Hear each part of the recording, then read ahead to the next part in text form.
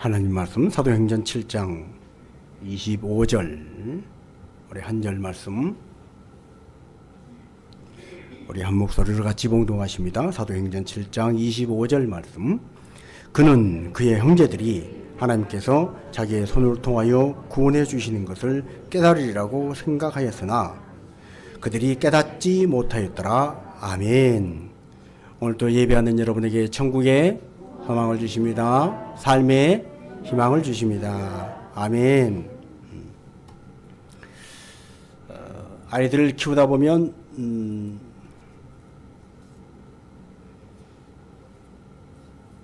가끔 우리가 아이들로부터 안 들었으면 하는 말이 있습니다. 부모들은 뭔가 좀 도와주고 싶어서 이게 궁금해서 물어보는데 아이들이 하는 말이 알아서 할게요. 그러면 참 부모 입장에서 아이들을 키우는 어른 입장에서 좀 그렇습니다. 그런데 이 알아서 할게요. 내 영역에 간섭하고 뭔가 좀 침범해 오는 것 같은 그런 느낌들을 부모만 받을까? 아니라는 것입니다. 가만히 생각해 보니 우리도 아이들이 뭔가 그게 무슨 얘기예요? 제가 알면 안 돼요? 그럴 때 우리가 하는 말이 뭡니까? 애들은 가라. 얘들은 몰라도 된다. 엄마 아빠 일은 우리가 알아서 한다. 여러분 이렇게 남의 간섭을 받기 싫어하고 나의 영역에 침범해 들어오는 어떤 것을 거부하고 내 일은 내가 알아서 해야 하는 것이 우리들 사이에만 있는 일일까요? 성경을 보니까 하나님 앞에서도 우리는 심지어 내가 알아서 할게요.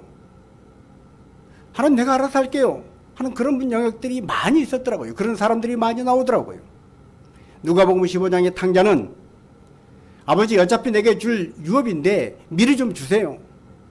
내가 알아서 할게요. 그리고 결국 그는 어떻게 했습니까? 가지고 다 허랑방탕하게 써버리고 말았습니다. 내가 알아서 할 거의 끝은 바로 그런 것입니다.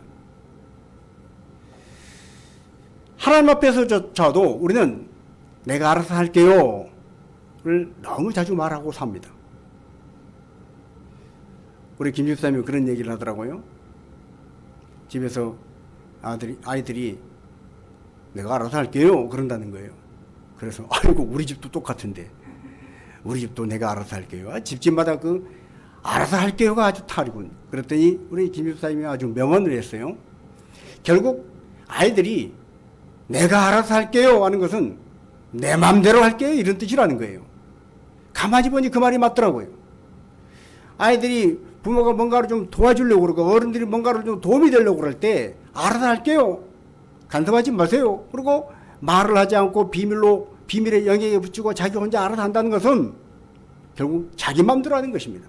그리고 그 결과는 언제나 어른들이 볼 때는 아이고 경험이 많은 어른들이 볼 때는 그걸 이렇게 했으면 좋았을 텐데 아이고 저런 안타까운 일들이 한두 가지가 아닙니다. 오늘 하나님은 저와 여러분에게 끊임없이 우리에게 간섭해 오십니다. 우리를 도와주시려고 우리에게 위로가 되어 주시려고 우리를 만들어 가시고 우리를 세워 가시려고 우리에게 찾아오십니다. 그럴 때마다 우리는 뭐라고 얘기합니까? 우리는 본능적으로 내가 알아서 할게요 하나님 알아서 할게요를 말하고 있습니다. 하나님은 우리에게 어려움을 줄 때가 있습니다. 하나님은 때로는 고난을 주실 때가 있고 하나님은 때로는 기도 제목을 주실 때가 있습니다. 그러나 우리는 뭐라고 얘기합니까? 하나님 고난 싫어요. 하나님 또 기도하라 그러세요. 하나 기도할 제목도 없어요. 기도 좀 하지 않고 편히 사는 인생 좀 그런 인생 주시면 안 되겠어요. 우리는 언제나 기도하는 인생보다는 좀 기도 좀 덜하고 사는 편안한 인생, 문제 많은 인생보다는 문제 없는 인생, 고난의 인생보다는 편안한 그런 평이한 인생을 원하고 바랄 때가 있습니다. 그것은 뭡니까? 하나님 앞에서 하나님은 우리에게 물어보십니다.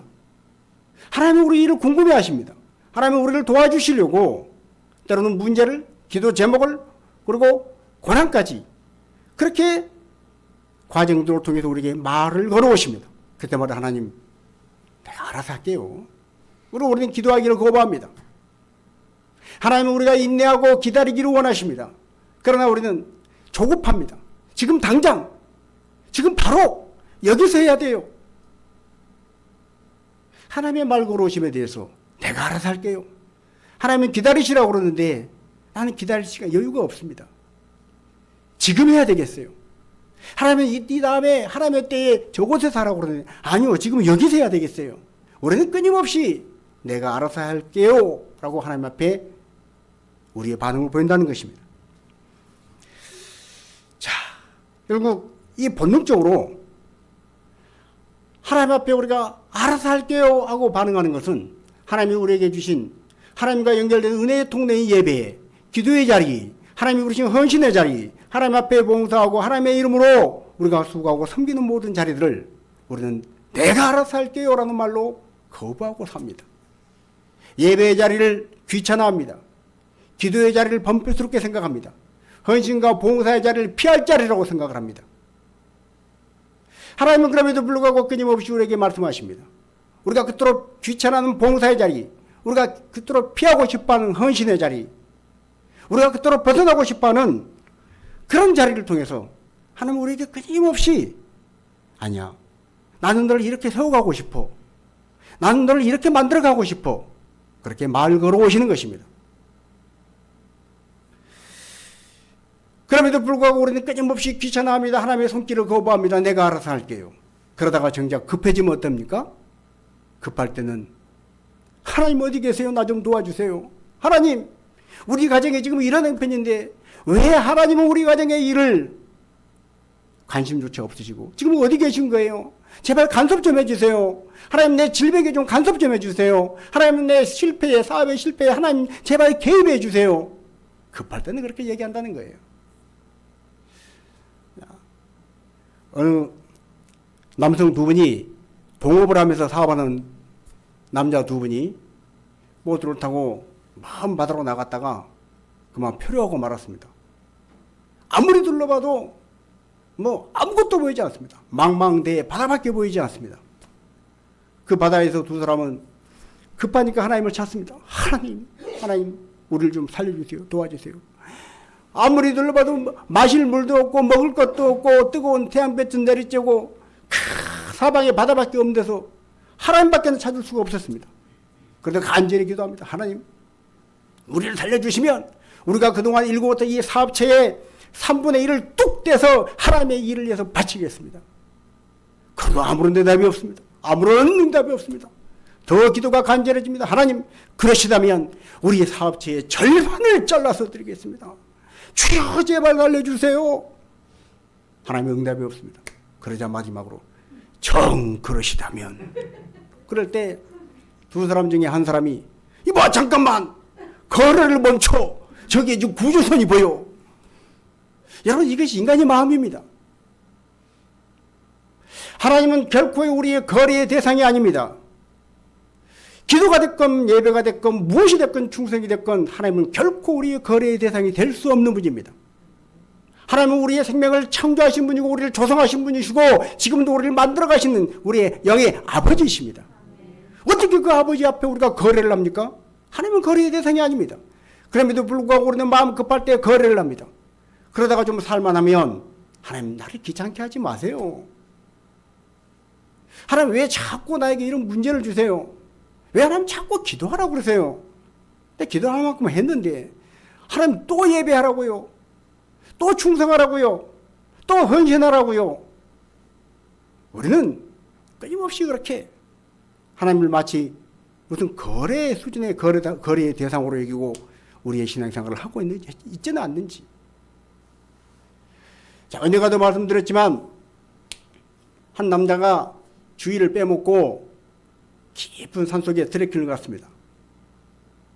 길을 잃어버렸습니다. 길을 잃어버린 이 남성이 그 깊은 산에서 어디로 가야 할지 사방천지에 나무밖에 없고, 그러다가 드디어 어딘가 좀 숲 밖으로 나왔는데 세상에 깎아지른 절벽이 있습니다. 그리고 맞은편도 절벽인데 절벽과 절벽을 그 계곡 사이를 잇는 다리가 하나 보이는 것입니다. 근데 그 다리만 건너면 저 산 너머 건너에 어렴풋이 사람들이 사는 민가 같은 게 보여요. 옳다 보니 이 다리만 건너면 난 얘 살겠구나. 그리고 다리를 건너려고 보니 다리가 썩은 다리입니다.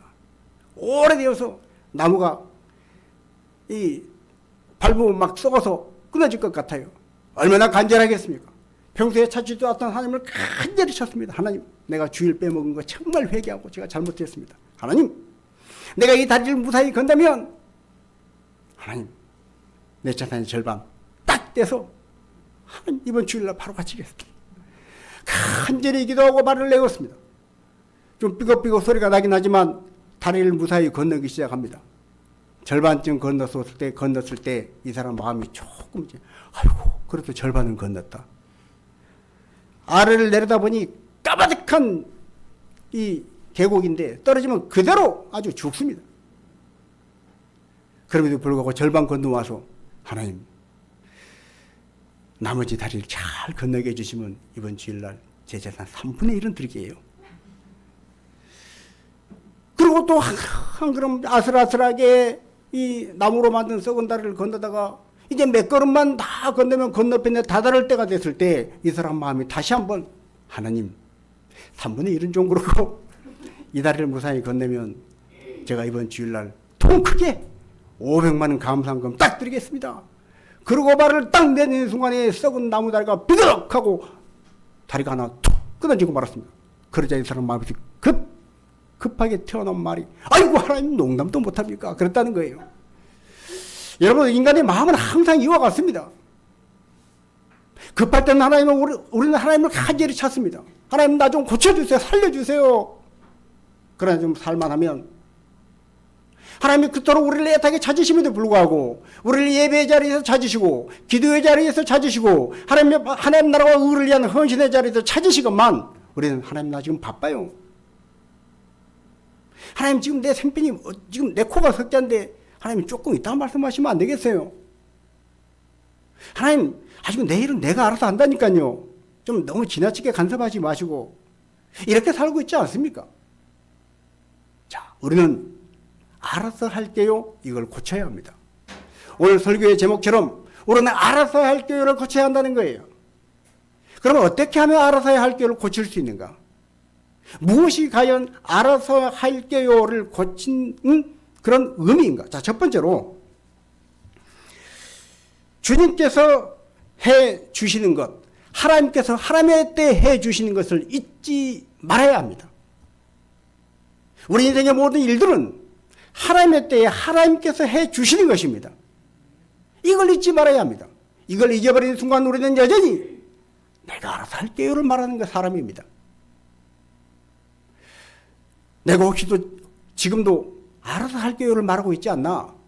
그것은 하나님께서 하나님의 때에 이루어지실 텐데 하나님께서 하신다는 것도 잊어버리고 하나님의 때에 하신다는 것도 잊어버리고 있다는 것은 내가 아직도 알아서 할게요를 말하고 있는 사람이라는 것입니다. 자, 하나님의 사람 모세를 보십시오. 오늘 사도행전 7장 25절에 뭐라고 얘기합니까? 모세는 애굽의 귀족 신분으로 왕자의 신분으로 젊었을 때의 그 패기 주먹 하나로 사람을 때려 죽일 만큼 그런 힘이 있던 젊음, 애굽의 그 고위 관료, 그 고위직 신분, 바로 이 공주의 왕자, 그 어떤 이 신분과 그 힘과 그 젊음, 자기 능력, 그걸 가지고 하나님의 일을 한다고 생각을 했습니다. 오늘 뭐라고 말씀하십니까? 자, 우리 다시 한번 7장 25절 같이 한번 있습니다.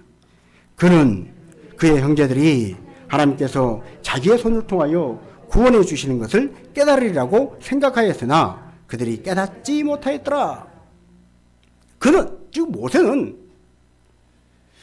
이렇게 히브리 사람을 괴롭히는 애굽 사람을 한 손으로 쳐 죽이면 와, 모세가 우리를 구해줬구나.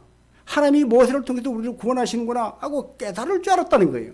그러나 히브리인들은 이스라엘 민족은 깨닫지 못했다는 거예요. 모세는 그래서 결국은 내가 너희를 구원해 줄게. 하나님이 보낸 사람으로 내가 너희를 이 핍박받고 너희의 고통에서 내가 건져줄게. 그러고 나갔지만 이 사람들이 인정해 주지 않더라는 거예요. 깨닫지를 못하더라는 거예요. 그래서 결국 모세는 미디안 광야로 40년 피난길을 갑니다. 나서게 됩니다. 그리고 하나님은 언제 모세를 사용하십니까? 하나님의 때에 80세대 모세, 이제는 한 주먹으로 사람을 죽일 수 있는 힘도 없습니다. 애굽의 왕자의 신분도 아니고 고위 귀족의 신분도 아닙니다. 광야에서 양을 치던 양치기 신분, 80세의 지팡이를 집은 노인이 되었을 때 하나님은 모세를 사용하셨습니다. 그리고 그 옛날 모세가 내 힘으로 한번 해보겠다고 할 때 언감생심 사람도 알아주지 못하고 사람들이 깨닫지도 못했던 그 일을 하나님은 모세가 생각할 수도 없고 상상도 할 수 없는 스케일로 이스라엘 민족을 홍해를 건너게 하시고 그들을 구원해 내신 줄로 믿습니다. 그렇습니다. 오늘 우리는 순간순간 내가 한다는 그 인본주의, 내 때에, 내 생각의 때에 내가 해야 되겠다는 이것 때문에 여전히 우리는 알아서 할 기회를 말하고 있는 사람이라는 것입니다. 우리는 이것을 벗어내야 합니다. 인본주의를 깨뜨려야 한다는 거예요. 언젠가도 말씀드렸지만 제가 대학교 1학년 처음 입학했을 때 서울 동작대교를 넘어갔는데 국립현충원 지나서 동작대교를 넘어갔는데 토목공학을 전공한 선배가 버스 둘이 타고 갔는데 그러더라고요. 야, 저 동작대교 저건 내가 만들었다 그러더라고요. 에휴, 형님이 어떻게 저 동작대교를 만들어요? 야, 내 전공이 토목공학이잖아. 아, 그래요? 순진하게 조금 좀 믿었습니다. 나중에 알고 봤더니 동작대교 건설할 때 딱 3일 가서 아르바이트 했대. 근데 그걸 가지고 자기가 동작대교 만들었다는 거예요. 그래서 저도 이제 옳다고 싶어가지고 세월이 흘러서 제가 이제 4학년이 되고 후배가 들어왔는데 서울 강남터미널을 지날 일이 있었습니다. 그때 제가 얘기했습니다. 강남터미널 옆에 지금은 이제 재건축 벌써 대상이 됐지만 신반포 아파트가 옛날에 새 아파트였습니다. 야, 저 신반포 아파트 이거 내가 지었다. 형이요? 어떻게 해요? 아, 내가 줬어. 안 믿는 거예요. 끝까지 안 믿는 거예요.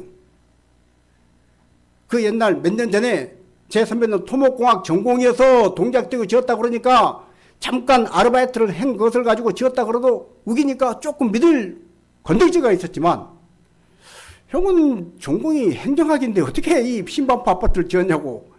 그래서 이실직고했습니다. 사실은 내가 3일 아르바이트 했다 이거. 신반포 아파트 지을 때 와서 노가다했대였다. 여러분 우승의 소리 같지만 우리는 이렇게 살아갈 때가 많습니다.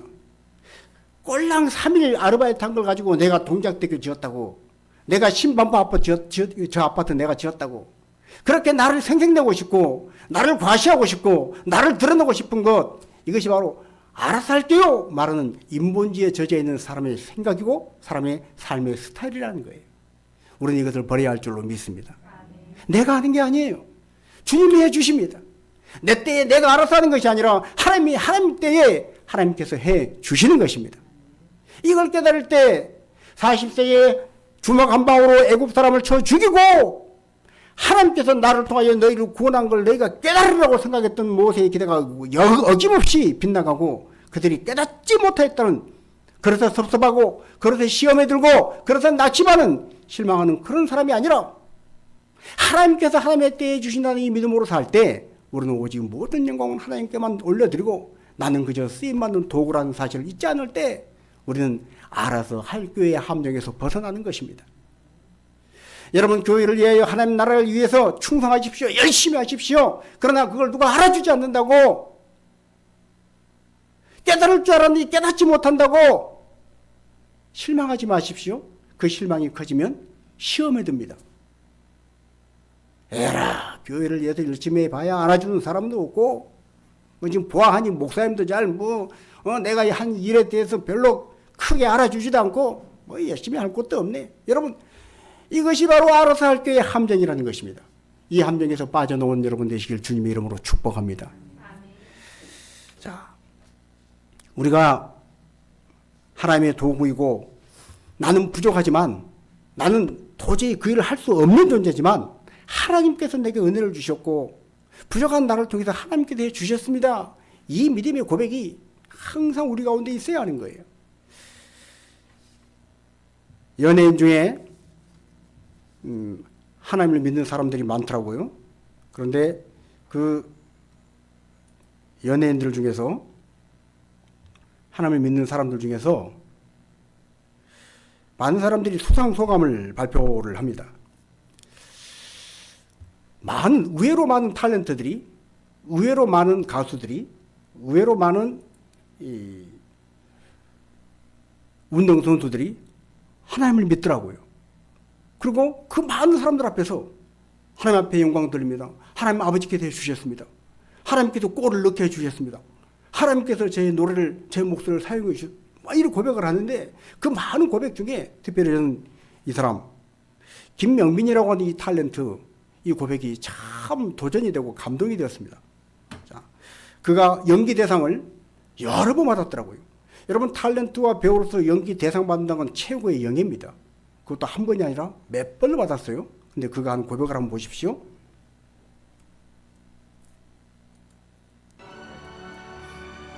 정말 자격도 없는 저를 이 자리에 설 수 있게 해주신 하나님 아버지께 감사드립니다. 남보다 잘하지 못해서 또 남보다 가진 재능이 부족해서 항상 노력할 수 있도록 해주셨습니다. 그렇습니다. 남보다 가진 재능이 적어서, 남보다 가진 것이 없어서 하나님은 항상 나를 더 노력하게 해 주셨습니다. 그래서 그것이 하나님께 드리는 감사의 고백이고, 그것이 바로 이 사람이 수상소감 대상, 연기 대상을 받는 자리에서 그토록 많은 대한민국의 모든 기라상 같은 연예인들이 지켜보는 가운데 전 국민이 TV를 시청한 앞에서 꽃다발을 받고 눈물로 고백했던 고백입니다. 나는 부족했습니다. 나는 사실 연기자로서 특별한 탤런트가 있는 것이 아닙니다. 잘난 사람이 아닙니다. 내가 그렇게 못나고 부족한 사람이기 때문에 하나님은 나를 더 노력하고 열심히 준비하도록 해주셨고, 그리고 오늘 이 상을 받게 해주셨습니다. 하나님께서 하나님의 때에 주신 것입니다. 여러분, 이 아름다운 고백이 저와 여러분의 모두의 입술의 고백이 되어지기를 주님의 이름으로 축복합니다. 그렇습니다. 부족한 우리를 통해서 하나님이 일하실 때 하나님의 영광이 드러나는 것입니다. 내가 잘나서 하는 것이 아닙니다. 모세처럼 내가 40세에 주먹 하나로 애굽 사람 쳐 죽일 수 있는 그런 젊음이 있기 때문에 하는 것이 아니고, 내가 바로의 공주의 아들이라 칭함받는 애굽의 왕자의 신분이기 때문에 하는 것이 아니고, 내가 비록 미디안 강에서 양을 치는 양치기를 할지라도, 이제는 주먹 하나 제대로 힘쓸 수 없는 80세의 노인이라 할지라도, 하나님의 때에 하나님이 쓰시고자 하면 하나님께 붙잡히기만 하면 하나님께서 사용하시는 것입니다. 자, 모세만 그런 것이 아니었습니다. 신약의 베드로도 그랬습니다. 베드로를 보십시오. 베드로는 아주 혈기가 아주 많은 사람이었습니다. 성격이 아주 급한 사람이었습니다. 젊을 때 그는 모든 제자들 중에 가장 주도적인 사람이었습니다. 예수님을 따라다니는 사람들 중에 가장 들리는 사람이었습니다. 가장 시끄러운 사람이었습니다. 어느 곳에 가든지 눈에 띄는 사람이었습니다. 오, 예수님의 제자들이 왔구나. 그 제자들 중에 가장 시끄러운 사람, 가장 먼저 탁 성격 급하게 나서는 사람, 예수님이다 그럴 때 옷을 벗고 물속에 뛰어든 사람, 바로 베드로였습니다. 그러나 그 베드로가 나이가 들었을 때 어떻게 될 것인지 예수님은 이렇게 예언하셨습니다. 네가 나이가 들면 사람들이 너를 띄워서 네가 원치 않는 곳으로 데려갈 것이다. 그런데 성경을 보십시오. 베드로가 언제 하나님의 일을 가장 많이 했습니까? 언제 하나님 앞에 인정받는 일꾼이 되었습니까? 젊었을 때, 혈기 있을 때 막 그 과격한 성격으로 적극적으로 자기를 드러내고 막 힘차게 그럴 때였습니까? 아니면 자기가 원치 않은 곳에 띄워서 끌려다니는 그런 노년의 때였습니까? 성경은 베드로의 자기 의가 죽고 자기 힘이 빠지고 오직 하나님께 붙들려서 하나님께 이끄시는 대로, 하나님이 주장하신 대로, 하나님이 명하신 대로 흘러 떠내려가는 통나무처럼 그렇게 하나님께 맡겨진 인생이었을 때 베드로가 더욱더 위대하게 쓰임받는 하나님의 사람이 되었다는 것을 우리에게 보여주고 있습니다. 여러분, 한 번밖에 없는 인생입니다. 이왕이면 하나님 앞에 쓰임받는 인생 되어야 되지 않겠습니까? 그러려면 우리는 우리의 힘을 빼야 합니다. 내 힘을 빼야 합니다. 모세처럼 내 주먹! 이럴 때 쓰임받지 못한다는 거예요. 혈기 있고 막 과격한 성격, 막 드러나고 시끄럽고 사람들 앞에서 주도적인 성격을 가지고 나섰던 베드로, 그 젊음의 때 쓰임받지 못한다는 거예요. 내 힘이 빠지고 하나님께서 쓰시고자 할 때, 쓰시고자 하는 장소에서 하나님이 쓰시고자 하는 방법으로 붙들려 쓰임받을 그때 우리는 하나님 앞에 붙들려 쓰임받는 자가 된 줄로 믿습니다. 그렇습니다. 젊었을 때는 내 힘으로 다 되는 것 같았던 베드로, 그가 나이가 들어서 한계를 느낀 그곳에 하나님의 은혜가 임했고 그는 하나님의 위대한 사도로 쓰임 받았습니다. 그래서 우리는 내가 알아서 할게요가 아니라 하나님의 때에 하나님의 하십니다. 이 고백으로 사는 자가 되어야 하는 것입니다. 자, 두 번째로 알아서 할게요. 이걸 어떻게 하면 고칠 수 있을까? 알아서 할게요를 고친다는 의미는 뭔가? 두 번째로 하나님의 말씀을 받아들이는 것입니다. 하나님의 말씀을 받아들이는 거예요. 하나님은 언제나 말씀을 통해서 우리에게 끊임없이 간섭하십니다. 말씀을 통해서 우리에게 말 걸어오십니다. 그 하나님의 말씀을 하나님 말씀하시면 다 듣지요. 나도 하나님 말씀하시면 다 들어요. 아니요. 정말로 우리가 하나님의 말씀을 듣고 있나 한번 생각해 보십시오. 성경에 많은 하나님의 말씀을 정말로 나는 그 하나님의 말씀을 듣고 있는가? 정직하게 진실하게 성령의 조명하신 말을 한번 살펴보라는 거예요. 우리는 내가 하나님의 말씀을 듣고 있는 것 같지만 듣지 않고 있을 때가 의외로 많습니다.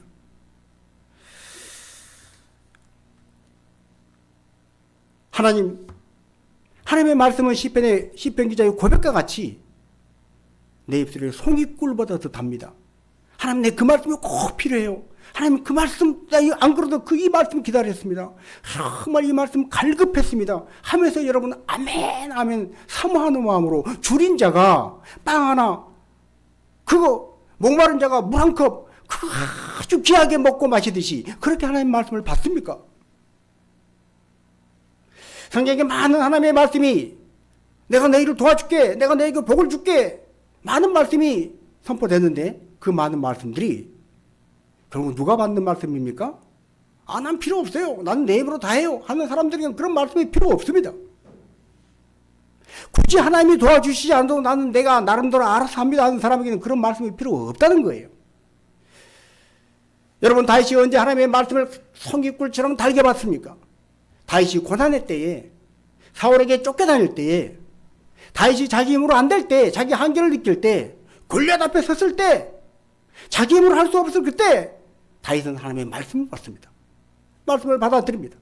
그리고 그 말씀을 붙잡고 골리앗을 넘어뜨리고, 그리고 사울에게 매일같이 쫓겨다니면서도 그는 하나님의 때에 하나님이 세우실 것을 알고 하나님 앞에 맡겨서 내가 해를 당할지라도 내가 사망의 음침한 골짜기를 다닐지라도 해를 두려워하지 않는다 고백하는 자가 된 것입니다. 여호수아를 보십시오. 모세가 죽고 나서 여호수아는 두려웠습니다. 모세에게도 대들었던 이 사람들이 나의 말을 과연 잘 들을 것인가? 자기 힘으로는 해낼 자신감이 없습니다. 그런 여호수아에게 하나님 말씀하십니다. 마음을 강하게 하고 극히 담대히 하라. 내가 나의 종 모세와 함께했던 것처럼 내가 너와 함께하리라. 너는 이 율법책을 주야로 묵상하라. 내가 어디로 가든지 내가 너를 떠나지 아니하리라. 갈급한 사람에게 하나님의 말씀이 임하는 것입니다. 목마른 사람에게 하나님의 말씀은 정말로 시원한 물줄기처럼 받아들여지는 것입니다. 이사야 43장 말씀과 같이 내가 너를 도와주리라. 참으로 의로운 나의 오른손으로 너를 붙들리라. 두려워하지 말라. 여러분, 지금 현재 두려워하지 않는 사람에게는 이 말씀은 송이꿀같이 정말로 목마른 사람에게 그 목마름을 해결해줄 그 시원한 냉수 한 잔처럼 그렇게 갈급한 말씀이 될 수가 없다는 거예요. 나는 두려운 거 없어. 나는 염려할 거 없어. 나는 이만하면 돼. 부자가 창고를 지어놓고 이제 내가 이 많은 재산 여기다 다 모아놓으면 되겠다. 쌀가방이 또 올리고 보리가방이 옮기고 밀가루 옮기고 막 차곡차곡 써놓고 야 이제 뭐 이 정도면 충분하다. 그런 사람에게 두려워하지 말라, 놀라지 말라, 내가 너를 도와주리라. 무슨 소용이 있습니까? 그 말씀이 들렸겠습니까? 그 말씀이 그에게 무슨 소용이 있겠습니까? 두려워하는 자에게, 내 힘으로 안 되는 걸 아는 자에게, 지금 마음에 여러 가지 일 때문에 막 근심거리, 걱정거리, 그래도 주님 어떻게 하면 좋아요? 기도하는 사람에게 이 하나님 말씀이 송이꿀처럼 와닿는 것입니다. 여러분, 하나님 말씀을 어떤 말씀이 되었건 하나님 말씀이 정말 내게 갈급하게 와닿는 하나님의 사람들이 되시기를 주님의 이름으로 축복합니다. 하나님은 이스라엘 민족 야곱의 족속들에게 말합니다. 예레미야 시대에 너희가 바벨론의 포로로 잡혀가서 비참한 포로 생활을 할 것이다. 그 예언을 할 때 하나님은 그들을 위로하십니다. 내가 불 가운데로 지날지라도 불이 너를 사르지 못할 것이고 너희가 물 가운데로 지날지라도 물이 너를 함몰하지 못할지니라. 누구의 그 말씀이 갈급합니까? 내가 불 가운데 지나다가 이 불이 나를 태우는 건 아닐까? 물 가운데 지나다가 내가 물이 나를 엄습해서 내가 물속에 빠져 죽는 건 아닐까? 이 두려움이 있는 사람에게 이 말씀이 갈급하게 들려지는 것입니다. 여러분, 코로나 바이러스로 인해 3년째, 회수로 3년째 지금 참 불편한 삶, 한 번도 경험해보지 못했던 이상한 삶을 우리가 살고 있습니다. 그러나 기억하십시오. 이런 시간이 기간하게 더 하나님 말씀이 우리 가운데 정말 시원한 냉수처럼 송이꿀처럼 단 말씀으로 이 기회, 이런 때, 이런 환경이 기간하게 우리는 하나님 말씀을 더 갈급하게 받아들일 수 있는 축복의 시간이라는 것을 기억하십시오. 하나님 말씀을 더 사모하십시오. 어려움이 있고 문제가 있을 때 하나님 말씀에 귀를 기울이고 하나님 말씀을 받아들이십시오. 그렇게 할 때 알아서 할 교회가 고쳐지는 것입니다. 요한복음 14장 1절 2절에 예수님 말씀하십니다. 너희는 마음에 근심하지 말라, 두려워하지 말라, 하나님을 믿으니 또 나를 믿으라 말씀하십니다. 제자들은 이제 곧 내가 너희를 떠나마 말씀하시는 예수님 그 말씀을 듣고 불안했습니다. 지금까지 옆에 계셔서 소경을 보게 하시고 중풍병자를 일어나게 하시고 오병이의 기적을 베풀어 주셨던 예수님이 함께 계시면 우리는 든든해. 우리는 아무런 걱정 없어. 그런데 그 예수님이 제자들을 떠나시겠다는 거예요. 불안합니다. 너희가 알지 못하는 곳으로 내가 가리라. 무슨 말씀하셨는지 도대체 알 수가 없습니다. 걱정이 됩니다. 두렵습니다. 그런 제자들에게 주님이 말씀하십니다. 너희는 마음에 근심하지 말라. 하나님을 믿으니 또 나를 믿으라. 내 아버지 집에는 거할 곳이 많도다. 이 말씀이 제자들에게 얼마나 위로가 됐을까요? 얼마나 큰 힘이 됐을까요? 오늘 삶의 자리에 어떤 문제가 있건 건강의 문제, 물질의 문제, 자녀의 문제, 어떤 문제가 있건 그 문제 때문에 힘들고 어려울 때, 버거울 때 하나님 말씀 들으라고 그러는구나. 하나님이 말씀하시겠구나. 하나님이 말씀을 주시겠구나. 오히려 기대하고 소망을 갖는 여러분 되시기를 주님의 이름으로 축복합니다. 하나님은 그렇게 말 걸어오십니다. 그 말씀을 받으라는 거예요. 그 말씀을 받아들이라는 거예요. 자, 세 번째로 알아서 할 교회가 고쳐지는 것은 알아서 할 교회를 내가 고치고 하나님의 은혜입니다. 고백할 수 있는 사람이 된다는 것은 예수 이름이면 된다는 것을 믿는 것입니다. 자, 야고보서 4장 7절입니다. 우리 같이 한번 읽습니다. 그런즉 너희는 하나님께 복종할지어다. 마귀를 대적하라. 그리하면 너희를 피하리라. 아멘. 우리는 하나님 앞에 철저히 복종하는 자가 되어야 합니다. 지난주의 말씀과 같이 하나님을 아는 것을 대적하여 높아진 모든 이론을 사로잡아서 그리스도께 복종시켜야 합니다. 내 생각과 내 이론과 내 경험 모든 것들을 내 경험이 이래, 내 이론이 이래, 내 주장이 이래 그렇게 내 목소리 높이지 말고 다 끌어내려서 그리스도께 복종시키는 여러분 되십시오. 하나님께 복종할 때 우리는 마귀를 대적할 수 있습니다. 인생의 수많은 문제와 어려움들, 실제 악한 영들, 마귀의 세력들이 우리의 인생에 엄습해 올 때 우리는 우리 힘으로 어떻게 할 도리가 없습니다. 어떻게 해볼 수가 없습니다. 여러분, 바이러스 하나만 내 몸에 들어와도 내가 그 바이러스를 잡아낼 재간이 없습니다. 바이러스 하나만 들어와도 왜 이러지 그러면서 우리 몸이 쓰러져 가는 것입니다. 그런데 우리가 뭘 할 수 있습니까? 바이러스보다도 더 눈에 보이지 않는 마귀인데, 악한 영의 존재가 우리 눈에 오감, 육감으로 어떻게 해서 알아챌 수가 없는데 그런 마귀가 공격해 올 때 어떻게 합니까? 그런데 그 마귀를 대적할 수 있는 방법이 있다는 거예요. 하나님 앞에 복종하라는 거예요. 하나님께 복종하라. 여러분, 하나님 앞에는 바짝 엎드려서 낮아지는 여러분 되시기 바랍니다. 모든 경험과 이론과 나의 주장과 나의 의 모든 것들 다 내려놓고 바짝 엎드리십시오. 그리고 마귀에 대해서는 여러분 결코 쫄지 마십시오. 마귀, 귀신, 사탄의 세력에 대해서는 담대하십시오. 예수 이름으로 명하니 물러가라. 명하는 여러분 되시기 바랍니다. 자, 야고보 4장 10절 말씀과 같이 한번 있습니다. 주 앞에서 낮추라. 그래야면 주께서 너희를 높이시리라. 아멘. 하나님 앞에서는, 주님 앞에서는 참말로 낮추십시오. 주님 은혜면 나는 아무것도 할 수 없습니다. 주님 은혜 아니면 나는 아무것도 아닙니다. 아까 그 김명민 배우의 고백 그러잖아요. 자기는 부족한 존재라는 거예요. 다른 사람들은 그렇게 보지 않습니다. 자료를 찾아봤더니 그는 뭐 불멸의 이순신, 베토벤 바이러스, 또 하양 거탑, 또 그 밖에 뭐 제가 알지 못한 여러 군데 아주 주인공으로 그가 나온 것은 시청률이 아주 대박을 터뜨렸더라고요.